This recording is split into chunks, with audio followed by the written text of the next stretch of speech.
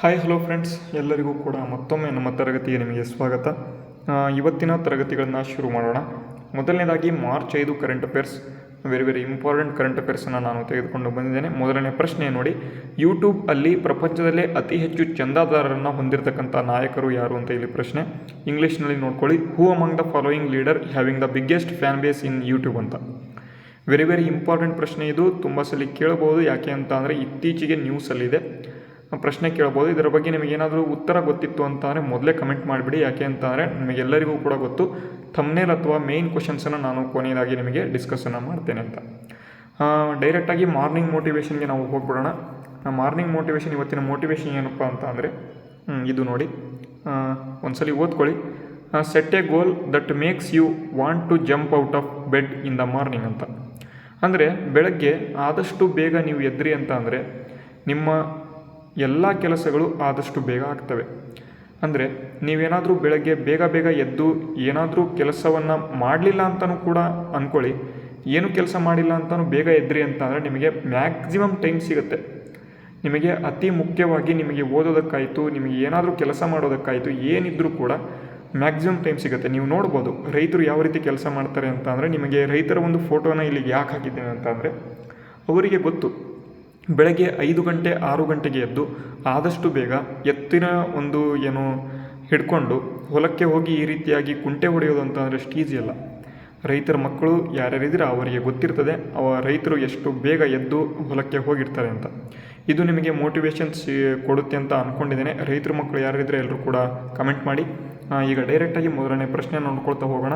ಅತಿ ಮುಖ್ಯವಾಗಿರ್ತಕ್ಕಂಥ ಪ್ರಶ್ನೆ. ಅದಕ್ಕೂ ಮುಂಚೆ ಒಂದು ಮೇಯ್ನ್ ಇಂಪಾರ್ಟೆಂಟ್ ಆಗಿರ್ತಕ್ಕಂಥ ಒಂದು ಅನೌನ್ಸ್ಮೆಂಟ್ ಏನಪ್ಪ ಅಂತಂದರೆ, ಇದು ನಿಮಗೇನಾದರೂ ಪ್ರತಿ ತಿಂಗಳ ಒಂದು ಪ್ರಚಲಿತ ಘಟನೆಗಳ PDF ಬೇಕಿತ್ತು ಅಂತ ಅಂದರೆ ಇಲ್ಲಿ ಕೊಟ್ಟಿರತಕ್ಕಂಥ ಇಮೇಲ್ udyog12@gmail.comಗೆ ನಿಮಗೆ ಎಷ್ಟು ತಿಂಗಳ PDF ಬೇಕು, ಈ ಒಂದು 10 ರೂಪಾಯಿಗಳನ್ನು ಒಂದು ತಿಂಗಳಿಗೆ PDF ಬೇಕು ಅಂತ 10 ರೂಪಾಯಿಗಳನ್ನು ಇಲ್ಲಿ ಕೊಟ್ಟಿರತಕ್ಕಂಥ ಸ್ಕ್ಯಾನರ್ಗೆ ಸ್ಕ್ಯಾನ್ ಮಾಡಿ ಅಮೌಂಟನ್ನು ಈ ಒಂದು ಸ್ಕ್ರೀನ್ಶಾಟನ್ನು ಈ ಒಂದು ಇಮೇಲ್ ವಿಳಾಸಕ್ಕೆ ನೀವು ತಲುಪಿಸಬಹುದು.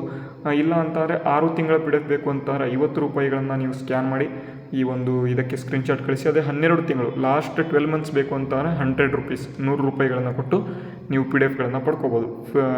ಆದಷ್ಟು ಈ ಒಂದು PDFಗಳನ್ನು ಪಡ್ಕೊಳ್ಳಿ, ಯಾಕೆಂದರೆ ಮೇನ್ ಇಂಪಾರ್ಟೆಂಟ್ ಕಂಟೆಂಟ್ಗಳನ್ನು ಇಲ್ಲಿ ಪ್ರೊವೈಡ್ ಮಾಡಿರ್ತೇವೆ. ಓಕೆನಾ? ಡೈರೆಕ್ಟಾಗಿ ಈಗ ಮೊದಲನೇ ಪ್ರಶ್ನೆ ನೋಡೋಣ. ಏನಪ್ಪ ಮೊದಲನೇ ಪ್ರಶ್ನೆ ಅಂತಂದರೆ ಇಲ್ಲಿ ನೋಡಿ, ಭಾರತದ ಅತಿ ದೊಡ್ಡ ಅಕ್ಕಿ ಗ್ರಾಹಕ ದೇಶಗಳು ಯಾವ್ಯಾವುದು ಅಂತ. Very important. ಯಾಕೆ ಅಂತಂದರೆ ಇತ್ತೀಚಿನ ನ್ಯೂಸ್ ಪೇಪರಲ್ಲಿ ಬಂದಿರತಕ್ಕಂಥ ಮಾಹಿತಿ ಇದು. ಭಾರತದ ಅತಿ ದೊಡ್ಡ ಅಕ್ಕಿ ಗ್ರಾಹಕ ದೇಶಗಳು ಅಂತ. Which is the biggest consumer of Indian rice in the world ಅಂತ. ಇಂಗ್ಲೀಷ್ನಲ್ಲೂ ಕೂಡ ಕ್ವಶನನ್ನು ಕೊಟ್ಟಿದ್ದೇನೆ.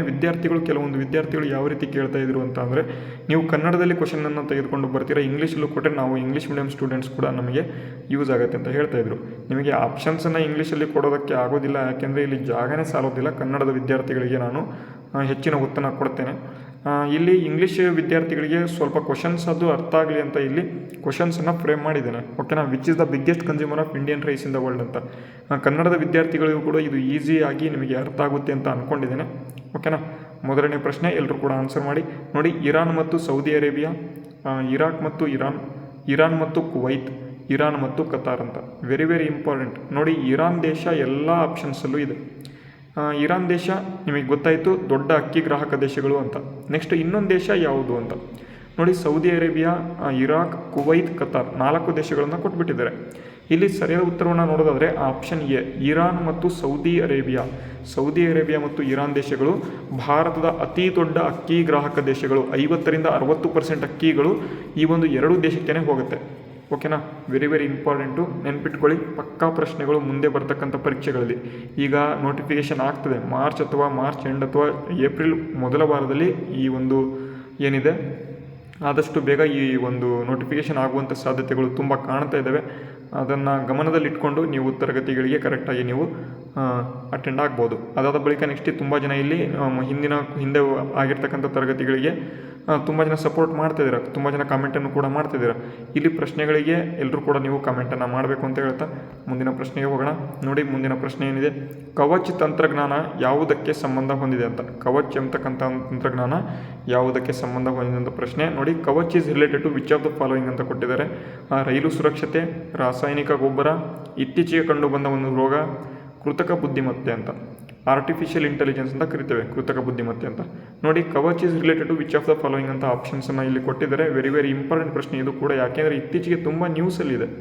ನಿಮಗೆ ಇಲ್ಲಿ ಸ್ಲೈಡನ್ನು ಕೂಡ ಇಲ್ಲಿ ನೋಡ್ಬೋದು, ನ್ಯೂಸಲ್ಲೂ ಕೂಡ ಬಂದಿದೆ, ಕವಚ್ ತಯಾರಿಕೆಯಲ್ಲಿ ವಾರಣಾಸಿ ಸಾಧನೆ ಅಂತ. ಅದಕ್ಕಾಗಿ ಈ ಒಂದು ಕವಚ್ ತಂತ್ರಜ್ಞಾನ ಏನು ಎನ್ನುವುದರ ಬಗ್ಗೆ ಈ ಒಂದು ವಿಡಿಯೋದಲ್ಲಿ ನಿಮಗೆ ಮಾಹಿತಿ ಮುಂದೆ ಕೊಡ್ತಾ ಹೋಗ್ತೇನೆ. ಕವಚ್ ತಂತ್ರಜ್ಞಾನ ಯಾವುದಕ್ಕೆ ಸಂಬಂಧ ಹೊಂದಿದೆ ಅಂತ ಇಲ್ಲಿ ಪ್ರಶ್ನೆ. ಇದಕ್ಕೆ ಸರಿಯಾದ ಉತ್ತರವನ್ನು ನೋಡೋದಾದರೆ ರೈಲು ಸುರಕ್ಷತೆಗೆ ಈ ಒಂದು ಕವಚ್ ತಂತ್ರಜ್ಞಾನ ಸಂಬಂಧ ಹೊಂದಿದೆ. Very very important. ಸರಿಯಾದ ಉತ್ತರ ಆಪ್ಷನ್ ಎ. ಅದಾದ ಬಳಿಕ ಮುಂದಿನ ಪ್ರಶ್ನೆ, ಪ್ರಪಂಚದ ಅತಿ ಎತ್ತರದ ಕಟ್ಟಡವಾದ ಬುರ್ಜ್ ಖಲೀಫಾ ಎಲ್ಲಿದೆ ಅಂತ. World's largest construction Burj Khalifa is located in ಅಂತ ಕೊಟ್ಟಿದ್ದಾರೆ. ದುಬೈ ಅಂತ ಕೊಟ್ಟಿದ್ದಾರೆ, ತೆಹರಾನ್, ಕತಾರ್ ಮತ್ತು ಕುವೈತ್ ಅಂತ 4 ಆಪ್ಷನ್ಸ್ ಕೊಟ್ಟಿದ್ದಾರೆ. ಈ ಒಂದು ಪ್ರಶ್ನೆ ಯಾಕಪ್ಪ ಬಂತು ಅಂತಂದರೆ ನಿಮಗೆಲ್ಲರಿಗೂ ಕೂಡ ಗೊತ್ತಿದೆ, ಇರಾನ್ ದೇಶದ ಮೇಲೆ US ಮತ್ತು ಇಸ್ರೇಲ್ ಈ ಎರಡೂ ದೇಶಗಳು ಏನು ಯುದ್ಧ ಸಾರಿದ್ವು. ಆ ಒಂದು ಸಂದರ್ಭದಲ್ಲಿ ಏನು ಇರಾನ್ ದೇಶ ಇದೆ ಅಕ್ಕಪಕ್ಕದ ದೇಶಗಳ ಮೇಲೆ ಯುದ್ಧವನ್ನು ಸಾರಿತು. ಯಾಕಪ್ಪ ಇದನ್ನು ಸಾರಿತು ಅಂತ ಅಂದರೆ, ಕಚ್ಚಾ ತೈಲ ಜಾಸ್ತಿ ಇರೋದು ಎಲ್ಲಿ ಅಂತ ಅಂದರೆ ಗಲ್ಫ್ ಕಂಟ್ರೀಸ್ ಅಥವಾ ಮಧ್ಯಪ್ರಾಚ್ಯ ದೇಶಗಳಲ್ಲಿ, ಮಿಡಲ್ ಈಸ್ಟ್ ಕಂಟ್ರೀಸ್ಗಳಲ್ಲಿ ಅತಿ ಹೆಚ್ಚು ಕಚ್ಚಾ ತೈಲ ಇದೆ. ಇರಾನ್ USA ಮತ್ತು ಇಸ್ರೇಲ್ಗಳನ್ನು ವಾಪಸ್ ಕಳಿಸ್ಬೇಕು ಅಂತ ಅಂದರೆ ಈ ಒಂದು ಕಚ್ಚಾ ತೈಲ ಇರತಕ್ಕಂಥ ದೇಶಗಳ ಮೇಲೆ ಏನು ಮಾಡಬೇಕು, ಅಟ್ಯಾಕ್ ಮಾಡಬೇಕು. ಅಲ್ಲಿ ಅಟ್ಯಾಕ್ ಮಾಡಿತ್ತು ಅಂತ ಅಂದರೆ ಬೇರೆ ಬೇರೆ ಯುರೋಪ್ ಆಯಿತು, ಭಾರತ ಆಯಿತು, ಚೀನಾ ಆಯಿತು, USA ಖುದ್ದಾಗಿ ಆಯಿತು, ಇಸ್ರೇಲ್ ಆಯಿತು, ಎಲ್ಲ ದೇಶಗಳಿಗೂ ಕೂಡ ಕಚ್ಚಾ ತೈಲ ಬೇಕು. ಕಚ್ಚಾ ತೈಲ ಎಲ್ಲಿಂದ ಸಿಗುತ್ತೆ ಅಂತ ಅಂದರೆ ಮಿಡಲ್ ಈಸ್ಟ್ ಕಂಟ್ರಿಯಿಂದ ಸಿಗುತ್ತೆ ಅಥವಾ ಮಧ್ಯಪ್ರಾಚ್ಯ ದೇಶಗಳಿಂದ ಸಿಗ್ತವೆ. ಅಲ್ಲಿ ಅಟ್ಯಾಕ್ ಮಾಡ್ತು ಅಂತ ಅಂದರೆ ಅಲ್ಲಿ ಏನಾದರೂ ಗಲಿಬಿಲಿ ಶುರುವಾಯಿತು ಅಂತಂದರೆ ಎಲ್ಲರಿಗೂ ಕೂಡ ಕಚ್ಚಾ ತೈಲ ಕಡಿಮೆ ಆಗುತ್ತೆ. ನೀವು ಈ ವಿಮಾನ ಓಡಿಸ್ತೀರಾ ಅಂತಂದರೆ ಅದಕ್ಕೆ ಆಯಿಲ್ ಇಲ್ಲ ಅಂತ ಯಾವ ರೀತಿ ಓಡಿಸ್ತೀರಾ? USA ಅಂತ ಅತ್ಯಂತ ಬಲಿಷ್ಠವಾಗಿರ್ತಕ್ಕಂಥ ದೇಶ ಅಮೇರಿಕ ದೇಶವನ್ನು ಕೈಯಲ್ಲಿ ಹಿಡ್ಕೊಳ್ಳೋದು ಯಾವ ರೀತಿ ಅಂತ ಇರಾನ್ನಿಗೆ ಗೊತ್ತು. ಅದಕ್ಕಾಗಿ ಈ ರೀತಿಯಾಗಿ ಮಾಡ್ತಾ ಇದೆ. ಬುರ್ಜ್ ಖಲೀಫಾ ಮೇಲೆ ಇದು ಒಂದು ಮಿಸೈಲನ್ನು ಬಿಟ್ಟಿತ್ತು ಇತ್ತೀಚೆಗೆ. ಅದು ನ್ಯೂಸಲ್ಲಿ ನೀವು ಎಲ್ಲೋ ಕಡೆ ನೋಡಿರ್ತೀರ. ಬುರ್ಜ್ ಖಲೀಫಾ ಮೇಲೆ ಬಿಟ್ಟಂಥ ಮಿಸೈಲನ್ನು ಏನು ಮಾಡಿದ್ದಾರೆ, UAE ಅಥವಾ ದುಬೈನಲ್ಲಿ ಇರ್ತಕ್ಕಂಥ ಒಂದು ಏನು ಮಿಸೈಲ್ ಇದೆ, ಅದು ಆ ಒಂದು ಮಿಸೈಲ್ಗೆ ಹೋಗಿ ಟಕ್ಕರ್ ಹೊಡೆದು ಅದನ್ನು ಒಡೆದು ಉರುಳಿಸಿದೆ. ಇಲ್ಲ ಅಂತಾನೆ ದುಬೈನ ಬುರ್ಜ್ ಖಲೀಫಾ ಮೇಲೆ ಟಾರ್ಗೆಟ್ ಮಾಡಿ ಇಟ್ಟಿದ್ರು, ಅದರ ಮೇಲೆ ಹೊಡೆದಿದ್ರು. ಅದಕ್ಕಾಗಿ ಇದು ಒಂದು ಬುರ್ಜ್ ಖಲೀಫಾ ನ್ಯೂಸಲ್ಲಿದೆ. ಓಕೆನಾ. ಪ್ರಪಂಚದ ಅತಿ ಎತ್ತರದ ಕಟ್ಟಡವಾದ ಬುರ್ಜ್ ಖಲೀಫಾ ಎಲ್ಲಿದೆ ಅಂತ ಪ್ರಶ್ನೆ ಕೇಳ್ಬೋದು. ದುಬೈನಲ್ಲಿದೆ. Very very important. ಆಪ್ಷನ್ 1 ಇಲ್ಲಿ ಸರಿಯಾದ ಉತ್ತರ. ಅದೇ ರೀತಿ ಮುಂದಿನ ಪ್ರಶ್ನೆ ನೋಡಿ, ಭಾರತದ ನೌಕಾಪಡೆಯ ಮೊದಲ ವಿಮಾನ ನೌಕೆ ಆಗಿರ್ತಕ್ಕಂಥದ್ದು ಯಾವುದು ಅಂತ. Which is the India's first aircraft carrier ಅಂತ ಕೊಟ್ಟಿದ್ದಾರೆ. ವೆರಿ ವೆರಿ ಇಂಪಾರ್ಟೆಂಟ್, ತುಂಬ ಇಂಪಾರ್ಟೆಂಟ್ ಪ್ರಶ್ನೆ. INS Vikrant, INS Vikramaditya, INS ತುಹಿರ್, INS ವಜ್ರ ಅಂತ ಕೊಟ್ಟಿದ್ದಾರೆ. ಈಗ ಪ್ರಸ್ತುತವಾಗಿ ಇರ್ತಕ್ಕಂಥ ಒಂದು ವಿಮಾನವಾಹಕ ನೌಕೆ ಯಾವುದು ಅಂತ ಕೇಳಿದರೆ INS ವಿಕ್ರಮಾದಿತ್ಯ. ಓಕೆನಾ. ಬರೀ ಭಾರತದಲ್ಲಿ 2 ಇರೋದು, INS ವಿಕ್ರಾಂತ್ ಮತ್ತು INS ವಿಕ್ರಮಾದಿತ್ಯ. ಈಗ INS ವಿಕ್ರಾಂತ್ ಎಂಬತಕ್ಕಂಥದ್ದು ಈಗ ರಿಟೈರ್ಡ್ ಆಗಿದೆ. ಈಗ INS ವಿಕ್ರಮಾದಿತ್ಯ ಕೆಲಸ ನಡೆಸ್ತಾ ಇದೆ. ಹಾಗಾದರೆ ಇಲ್ಲಿ ಪ್ರಶ್ನೆ ಏನು ಕೇಳಿದರೆ, ಭಾರತದ ನೌಕಾಪಡೆಯ ಮೊದಲ ವಿಮಾನವಾಹಕ ನೌಕೆ ಮೊದಲದು ಯಾವುದು ಅಂತಂದರೆ INS ವಿಕ್ರಾಂತ್. ಓಕೆನಾ. ಯಾಕಪ್ಪ ಈ ಒಂದು ಪ್ರಶ್ನೆ ಬಂದಿದೆ ಅಂತಂದರೆ ಇಲ್ಲಿ ನಿಮಗೆ ನ್ಯೂಸ್ ಪೇಪರ್ ಆರ್ಟಿಕಲನ್ನು ಕೊಟ್ಟಿದ್ದೇನೆ. ಇಲ್ಲೂ ಕೂಡ ನ್ಯೂಸಲ್ಲಿದೆ. ವಿಕ್ರಾಂತನ್ನು, ಈ ಒಂದು INS ವಿಕ್ರಾಂತನ 1961ರಲ್ಲಿ ನಿಯೋಜನೆ ಮಾಡಲಾಯಿತು ಅಂತ. ಅದರ ಬಗ್ಗೆ ಆರ್ಟಿಕಲಲ್ಲಿ ನಿಮಗೆ ಸಂಪೂರ್ಣವಾಗಿ ಮಾಹಿತಿ ಸಿಗುತ್ತೆ. ಇಲ್ಲಿ ಇಷ್ಟು ಮಾತ್ರ ತಿಳ್ಕೊಳ್ಳಿ. ನೆಕ್ಸ್ಟು ಮುಂದಿನ ಪ್ರಶ್ನೆ, ಲಾಖಪತಿ ದೀದಿ ಯಾವ ಸಚಿವಾಲಯಕ್ಕೆ ಸಂಬಂಧ ಹೊಂದಿದೆ ಅಂತ ಹೇಳಿ ಪ್ರಶ್ನೆ ಕೇಳಿದ್ದಾರೆ. Lakhpati Didi is related to which ministry ಅಂತ ಕೊಟ್ಟಿದ್ದಾರೆ. ಗ್ರಾಮೀಣಾಭಿವೃದ್ಧಿ ಸಚಿವಾಲಯ, ಮಹಿಳಾ ಮತ್ತು ಮಕ್ಕಳ ಅಭಿವೃದ್ಧಿ ಸಚಿವಾಲಯ, ಹಣಕಾಸು ಸಚಿವಾಲಯ ಮತ್ತು ಕೃಷಿ ಸಚಿವಾಲಯ ಅಂತ 4 ಆಪ್ಷನ್ಸನ್ನು ಕೊಟ್ಟಿದ್ದಾರೆ. ನೋಡಿ, ಇಂಥ ಪ್ರಶ್ನೆಗಳು ಡೈರೆಕ್ಟಾಗಿ ನಿಮಗೆ ಹಿಟ್ಟಾಗ್ತವೆ. ಲಾಖಪತಿ ದೀದಿ ಎಂಬತಕ್ಕಂಥ ಯೋಜನೆ ಇತ್ತೀಚೆಗೆ ತುಂಬ ನ್ಯೂಸಲ್ಲಿತ್ತು. ಮಹಿಳೆಯರಿಗೆ ಎಲ್ಲರಿಗೂ ಕೂಡ 1 ಲಕ್ಷ ಅಮೌಂಟ್ ಬರೋ ಹಾಗೆ ಮಾಡಬೇಕು ಅಂತ ಒಂದು ಸಚಿವಾಲಯ ತೆಗೆದುಕೊಂಡು ಬಂತು. ಹಾಗಾದರೆ ಆ ಸಚಿವಾಲಯ ಯಾವುದು ಅಂತಂದರೆ ಗ್ರಾಮೀಣ ಅಭಿವೃದ್ಧಿ ಸಚಿವಾಲಯ ಅಂತ. ಗ್ರಾಮೀಣ ಅಭಿವೃದ್ಧಿ ಸಚಿವಾಲಯ. Very very important. ಆಪ್ಷನ್ 1 ಗ್ರಾಮೀಣ ಅಭಿವೃದ್ಧಿ ಸಚಿವಾಲಯ ಇಸ್ ದ ರೈಟ್ ಆನ್ಸರ್. ಎಲ್ಲರಿಗೂ ಕೂಡ ಅರ್ಥ ಆಗಿದೆ ಅಂತ ಅಂದ್ಕೊಂಡಿದ್ದೇನೆ. ಈಗ ಡೈರೆಕ್ಟಾಗಿ ನಾವು ಆರ್ಟಿಕಲ್ಸ್ಗಳನ್ನು ನೋಡೋಣ. ವೆರಿ ವೆರಿ ಇಂಪಾರ್ಟೆಂಟ್ ಆರ್ಟಿಕಲ್ಸ್ಗಳಿದ್ದಾವೆ ನೋಡಿ. ಅದಕ್ಕೂ ಮುಂಚೆ ಈ ಒಂದು ಪ್ರಶ್ನೆಗೆ ಉತ್ತರವನ್ನು ತಿಳ್ಕೊಂಬೋಣ. ಯೂಟ್ಯೂಬಲ್ಲಿ ಪ್ರಪಂಚದಲ್ಲಿ ಅತಿ ಹೆಚ್ಚು ಚಂದಾದಾರರನ್ನು ಹೊಂದಿರತಕ್ಕಂಥ ನಾಯಕರು ಯಾರು ಅಂತ ಕೇಳಿದ್ದೆ. ಇದಕ್ಕೆ ಸರಿಯಾದ ಉತ್ತರ ನರೇಂದ್ರ ಮೋದಿಯವರು. ಇದಕ್ಕೆ ಸಂಬಂಧಪಟ್ಟಂತೆ ಒಂದು ಆರ್ಟಿಕಲನ್ನು ಇಲ್ಲಿ ಕೊಟ್ಟಿದ್ದೇನೆ ನೋಡಿ. ಇನ್ಸ್ಟಾ ಬಳಿಕ ಯೂಟ್ಯೂಬಲ್ಲೂ ಕೂಡ ಜಗತ್ತಿಗೆ ಮೋದಿ ನಂಬರ್ 1 ನಾಯಕ ಅಂತ ಕೊಟ್ಟಿದ್ದಾರೆ. 3 ಕೋಟಿ ದಾಟಿದ ಪ್ರಧಾನಿ ಫಾಲೋವರ್ಸ್ ದಾಖಲೆ ಅಂತ. ಯಾರಿಗೆ ಎಷ್ಟು ಹಿಂಬಾಲಕರು ಅಂತಲೂ ಕೂಡ ಇಲ್ಲಿ ಕೊಟ್ಟಿದ್ದಾರೆ ನೋಡಿ. ನರೇಂದ್ರ ಮೋದಿಯವರಿಗೆ 3 ಕೋಟಿ ಇಲ್ಲಿ ಫಾಲೋವರ್ಸ್ ಇದ್ದಾರೆ. Next Jair Bolsonaro ಎಂಬತಕ್ಕಂಥವರಿಗೆ 60 lakh followers ಇದ್ದಾರೆ. ಡೊನಾಲ್ಡ್ ಟ್ರಂಪ್ ಅವರಿಗೆ 30 ಲಕ್ಷ ಫಾಲೋವರ್ಸ್ ಇದ್ದಾರೆ. ಇನ್ಸ್ಟಾ ಬಳಿಕ ಯೂಟ್ಯೂಬಲ್ಲೂ ಕೂಡ ಜಗತ್ತಿಗೆ ಮೋದಿ ನಂಬರ್ 1 ನಾಯಕರಾಗಿ ಇಲ್ಲಿ ಹೊರಹೊಮ್ಮಿದ್ದಾರೆ. ಅದಕ್ಕಾಗಿ ನ್ಯೂಸಲ್ಲಿದ್ದಾರೆ 3 ಕೋಟಿ ದಾಟಿದ ಪ್ರಧಾನಿ ಫಾಲೋವರ್ಸ್ ದಾಖಲೆ ಅಂತ. ಇನ್ಸ್ಟಾಗ್ರಾಮ್ ಬಳಿಕ ಇದೀಗ ಯೂಟ್ಯೂಬ್ನಲ್ಲೂ ಕೂಡ ಅಮೆರಿಕ ಅಧ್ಯಕ್ಷ ಟ್ರಂಪ್ ಅವರನ್ನು ಹಿಂದಿಕ್ಕಿ ಜಗತ್ತಿನಲ್ಲಿ ಅತಿ ಹೆಚ್ಚು ಹಿಂಬಾಲಕರನ್ನು ಅಥವಾ ಸಬ್ಸ್ಕ್ರೈಬರ್ಗಳನ್ನು ಹೊಂದಿರತಕ್ಕಂಥ ನಾಯಕರಾಗಿ ಪ್ರಧಾನಮಂತ್ರಿ ನರೇಂದ್ರ ಮೋದಿ ಅವರು ಇಲ್ಲಿ ಹೊರಹೊಮ್ಮಿದ್ದಾರೆ.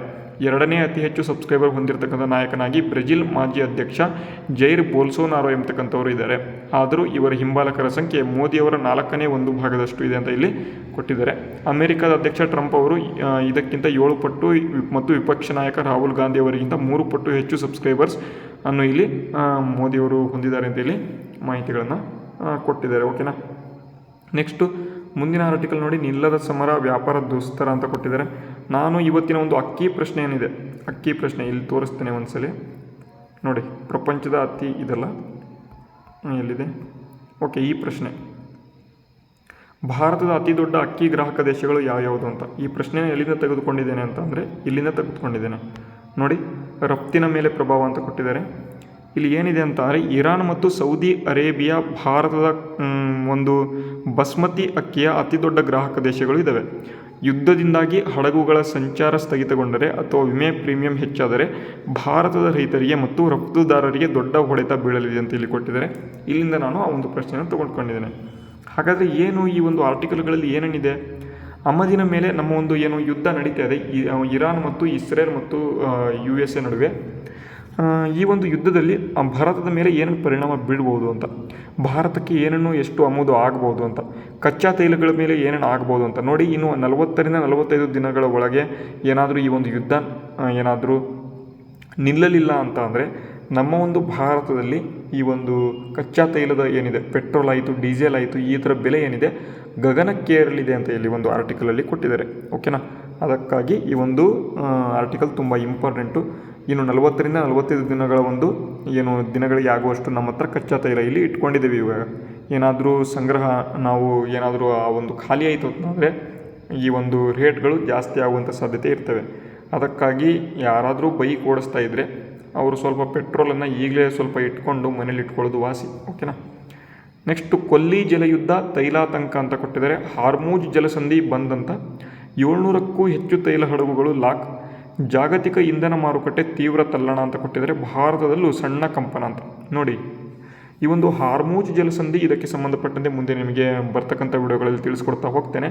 ಹಾರ್ಮೂಜ್ ಜಲಸಂಧಿ ಎಲ್ಲಿದೆ ಅಂತ ಅಂದರೆ ಇರಾನ್ ಮತ್ತು ಸೌದಿ ಅರಬ್ ಈ ಎರಡು ದೇಶಗಳ ನಡುವೆ ಇರತಕ್ಕಂಥ ಒಂದು ಜಲಸಂಧಿ ಇದು ಹಾರ್ಮೂಜ್ ಮತ್ತು ಜಲಸಂಧಿ.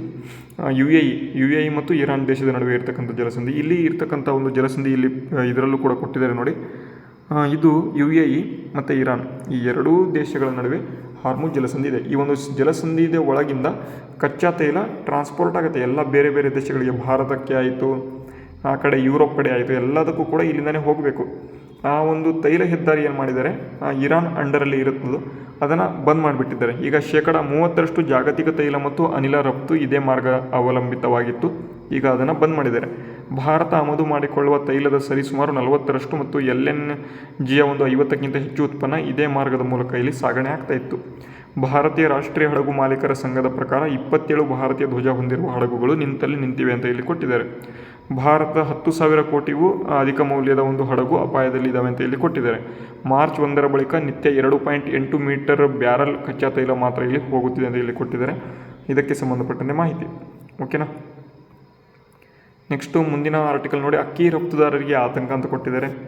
ಯಾಕಪ್ಪ ಅಂತ 50% ಭಾರತದ ಅಕ್ಕಿ ರಫ್ತಿನಲ್ಲಿ ಆಫ್ರಿಕಾ ಮತ್ತು ಮಧ್ಯಪ್ರಾಚ್ಯ ದೇಶಗಳ ಪಾಲಾಗಿರ್ತಾ ಇತ್ತು. ಆದರೆ ಈಗ ಅಲ್ಲಿ ಯುದ್ಧ ನಡೀತಾ ಇರೋ ಕಾರಣದಿಂದಾಗಿ ಆ ಒಂದು ರಫ್ತಿನ ಮೇಲೆ ಸ್ವಲ್ಪ ಇಲ್ಲಿ ಪರಿಣಾಮ ಬೀರ್ಬೋದು. ಭಾರತದ ಅಕ್ಕಿಯ ಪ್ರಮುಖ ಆಮದುದಾರ ದೇಶಗಳು ಅಂತ ಕೊಟ್ಟಿದ್ದಾರೆ ನೋಡಿ. ಇಲ್ಲೂ ಕೂಡ ನಾನು ಪ್ರಶ್ನೆ ಕೊಟ್ಟಿದ್ದೇನೆ. Saudi Arabia, Iran, Iraq, UAE ಮತ್ತು ಯೆಮೆನ್. ಮೇಯ್ನ್ ಆಗಿ ಇರ್ತಕ್ಕಂಥದ್ದು ಇರಾನ್ ಮತ್ತು ಸೌದಿ ಅರೇಬಿಯಾ. ಓಕೆನಾ. ಅದಕ್ಕೆ ಸಂಬಂಧಪಟ್ಟಂತೆ ಪ್ರಶ್ನೆಗಳನ್ನು ಈಗಾಗಲೇ ಹೇಳಿದ್ದೇನೆ. ನೆಕ್ಸ್ಟ್ ದುಬೈನ ಅತಿ ಸುರಕ್ಷಿತ ನಗರ ಖ್ಯಾತಿಗೆ ಧಕ್ಕೆ ಅಂತ ಕೊಟ್ಟಿದ್ದಾರೆ. ದುಬೈನ ವಿಶೇಷತೆ ಏನು ಅಂತಲೂ ಕೂಡ ಕೊಟ್ಟಿದ್ದಾರೆ ನೋಡಿ. ಪ್ರಪಂಚದ ಅತಿ ಎತ್ತರದ ಕಟ್ಟಡವಾದ ಬುರ್ಜ್ ಖಲೀಫಾ ಆಯಿತು, ಸ್ಕೈಲೈನ್ ಫಾರ್ಮ್ ಜುಮೈರಾ ಆಯಿತು ಮತ್ತು ಇತರ ಕೃತಕ ದ್ವೀಪಗಳು ದುಬೈಯನ್ನು ಅದ್ಭುತವಾಗಿ ಮಾಡಿವೆ. ಇಲ್ಲಿ ವೈಯಕ್ತಿಕ ಆದಾಯಕ್ಕೆ ತೆರಿಗೆ ಇಲ್ಲ ಮತ್ತು ಕಾರ್ಪೊರೇಟ್ ತೆರಿಗೆ ಕಡಿಮೆ. ಶ್ರೀಮಂತರು, ವ್ಯಾಪಾರಿಗಳು ಮತ್ತು ವಲಸಿಗರಿಗೆ ಇದು ಆಕರ್ಷಣೀಯ ಸ್ಥಳ ಆಗಿರೋ ಕಾರಣದಿಂದಾಗಿ ಕಟ್ಟುನಿಟ್ಟಾದ ಕಾನೂನು, ಪೊಲೀಸ್ ವ್ಯವಸ್ಥೆಯಿಂದಾಗಿ ಜನ ಭಯವಿಲ್ಲದೆ ಬದುಕ್ತಾರೆ. ಹಣಕಾಸು, ಪ್ರವಾಸೋದ್ಯಮ, ರಿಯಲ್ ಎಸ್ಟೇಟ್, ತಂತ್ರಜ್ಞಾನ ಮತ್ತು ವ್ಯಾಪಾರ ಕ್ಷೇತ್ರಗಳಲ್ಲಿಯೂ ಕೂಡ ಭರ್ಜರಿ ಅವಕಾಶ ಇದ್ದಾವೆ ಅಂತ ಇಲ್ಲಿ ಕೊಟ್ಟಿದ್ದಾರೆ. ಹಾಗಾಗಿ 200ಕ್ಕೂ ಹೆಚ್ಚು ರಾಷ್ಟ್ರಗಳ ಜನ ಇಲ್ಲಿ ವಾಸಿಸ್ತಾರೆ ಅಂತ ಕೊಟ್ಟಿದ್ದಾರೆ. ದುಬೈ ಅದಕ್ಕೆ ಫೇಮಸ್ ಇತ್ತು ಬುರ್ಜ್ ಖಲೀಫಾಗಾಗಿ. ಅದರ ಮೇಲೆ ಒಂದು ಅಟ್ಯಾಕ್ ಆಗಿರೋ ಕಾರಣದಿಂದಾಗಿ ಇಲ್ಲಿ ದುಬೈನ ಅತಿ ಸುರಕ್ಷಿತ ನಗರ ಇದಕ್ಕೆ ಖ್ಯಾತಿಗೆ ಧಕ್ಕೆಯನ್ನು ಇಲ್ಲಿ ತಂದಿದ್ದಾರೆ. ಓಕೆನಾ. ನೆಕ್ಸ್ಟು ಕವಚ ತಯಾರಿಕೆಯಲ್ಲಿ ವಾರಣಾಸಿ ಸಾಧನೆ ಅಂತ ಕೊಟ್ಟಿದ್ದಾರೆ. ಏನಿದು ಕವಚ ತಂತ್ರಜ್ಞಾನ ಅಂತ ಕೊಡ್ಬೋದು. ಕವಚ ಎಂಬತಕ್ಕಂಥದ್ದು ದೇಶೀಯ ಸ್ವಯಂಚಾಲಿತ ರೈಲು ಸಂರಕ್ಷಣಾ ವ್ಯವಸ್ಥೆ ಆಗಿದೆ. ರೈಲು ಅಪಘಾತಗಳನ್ನು ತಡೆಗಟ್ಟುವುದರಿಂದೇ ಇದನ್ನು ವಿನ್ಯಾಸಗೊಳಿಸಲಾಗಿದೆ.